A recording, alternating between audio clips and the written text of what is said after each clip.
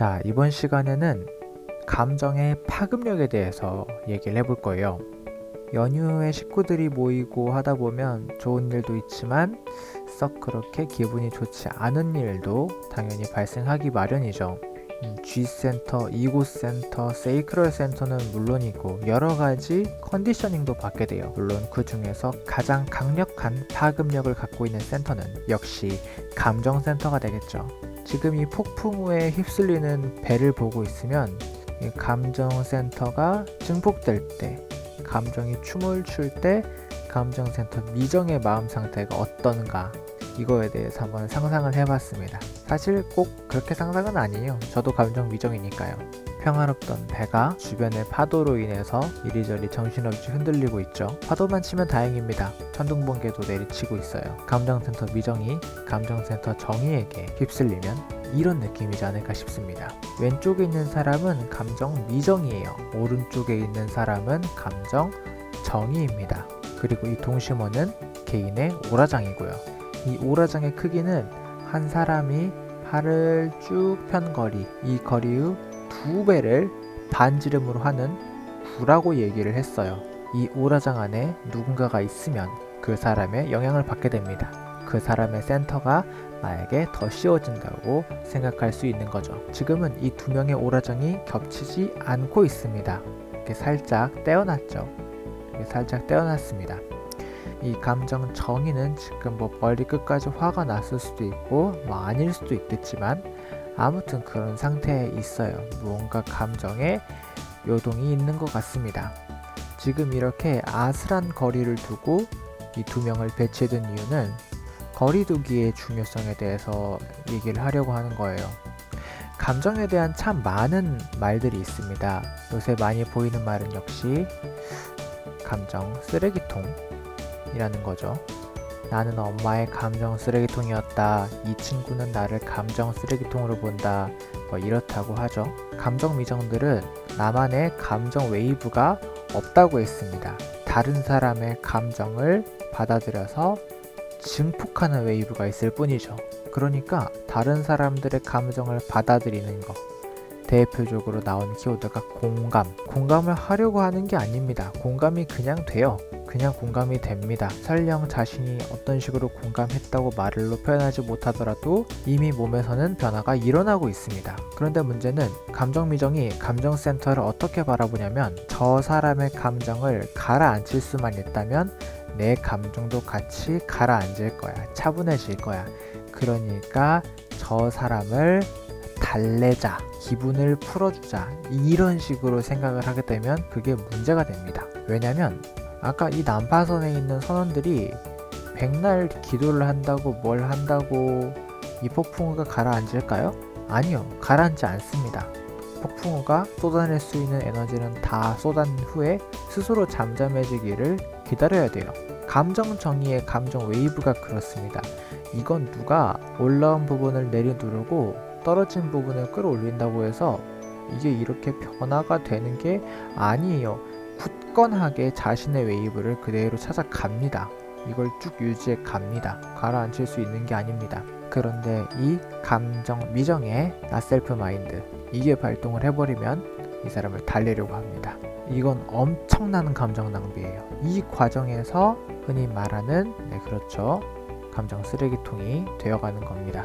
사실 누가 그렇게 잘못을 한 건 아니에요. 나셀프라고 해서 천하의 죽일 놈이다 이런 뜻이 아니에요. 단지 조금 힘들 뿐입니다. 저는 어떻게 비유를 하냐면 이 감정 정의가 이렇게 파도를 친다, 그거를 마치 이렇게 땀에 젖은 사람이라고 그렇게 비유를 해요.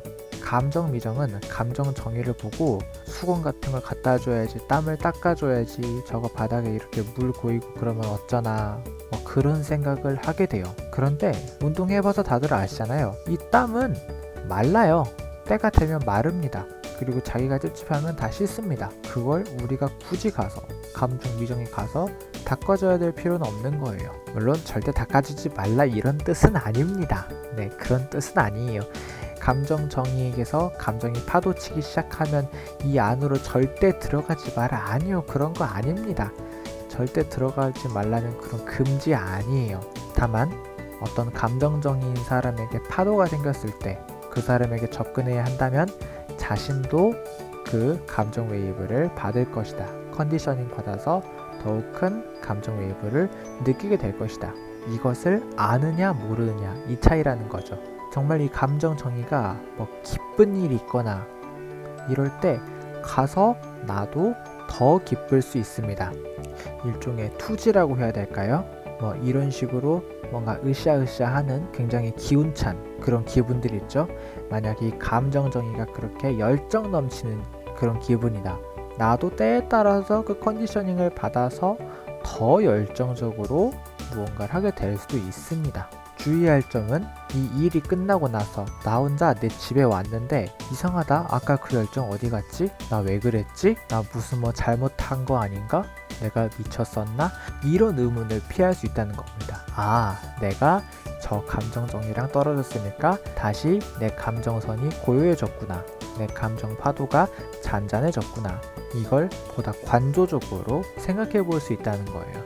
내가 나 스스로를 제3자의 관점에서 승객처럼 보는 것.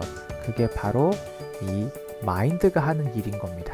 내가 감정에 휩쓸려 있는 상태를 감정에 휩쓸려 있구나 하고 인지를 하는 것. 그게 바로 이 마인드가 하는 일이죠. 휴먼 디자인을 하다 보면은 헷갈리는 부분이 가끔 있습니다. 대표적인 오해는 마인드는 안 좋은 거다. 아니에요. 이 세상 구경을 하기 위해 절대적으로 필요한 게 바로 이 마인드입니다. 내 상태 변화를 감지하는 것, 제3자의 관점에서, 승객의 관점에서 바라보는 것. 그게 마인드가 하는 일인 거죠. 아무튼 이런 식으로 컨디셔닝을 염두에 둔 적절한 거리 유지. 옛말에 틀린 게 하나도 없어요. 혼자 있을 시간이 필요하다고 하는 거 그거 틀린 말 하나도 없습니다. 가족이든 친구든 연인이든 무엇이든 간에 어떤 관계든 간에 모든 문제를 같이 달라붙어서 해결해주고 이러는 이게 항상 도움이 되지 않습니다. 경우에 따라서는 이렇게 서로의 오라정이 겹치지 않도록 분리된 환경에 있을 필요도 있어요. 이게 내가 저 사람을 사랑하지 않아서도 아니고 저 사람과의 어떤 우정이나 관계가 금이 가서도 아니고 단지 이러한 거리가 필요할 뿐인 겁니다. 혼자 사시는 분들도 설 연휴 동안 가족들이나 가까운 친지들과 가까이 있을 시간이 상당히 많았을 거예요. 그 동안에 어떠한 감정 기복이나 욱하는 느낌 혹은 기쁜 일 무엇이든 간에 그런 것들이 있었다면 그리고 이상하게 집에 오니까 그때의 기분은 온데간데였고 왜 이렇게 허전하지 이런 생각이 들었다면 나라는 사람이 친척들이 모이는 것을 막 싫어하는 사람이라든지 혹은 뭐 그런 거 별로 안 좋은 것 같아 친척들 별로 안 좋아하나 봐 역시 난 그런 자리 가면 안 돼 이럴 필요 없다는 거예요. 그렇게 죄책감이나 자책감을 느낄 필요도 없고 그냥 그랬었구나 그랬었구나 그래서 내일은 뭐하지? 이런 식으로 자기 생활로 돌아오는 것 기복이 넘치는 자기 스스로를 구경하는 것 내가 다른 사람들의 감정 기복에 휩쓸리면 이런 모습도 보이는구나 이런 것들을 천천히 지켜보는 것 이게 가장 중요합니다. 연휴가 끝나고 다시 일상이 돌아왔습니다. 오늘도 내일도 올바른 결정이 항상 함께하기를 바랍니다. 긴 영상 시청해주셔서 감사합니다.